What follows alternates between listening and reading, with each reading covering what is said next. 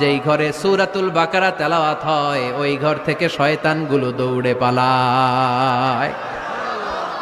সূরা বাকারা তেলাওয়াত করলে ওই ঘরে শয়তান ঢুকে ঢুকে ঢুকে সহিহ মুসলিমের আরেক হাদিসে আল্লাহ রাসূল সাল্লাল্লাহু আলাইহি ওয়াসাল্লাম বললেন, ইকরাউ সূরাতাল বাকারা, তোমরা বেশি বেশি সূরা বাকারা পড়ো।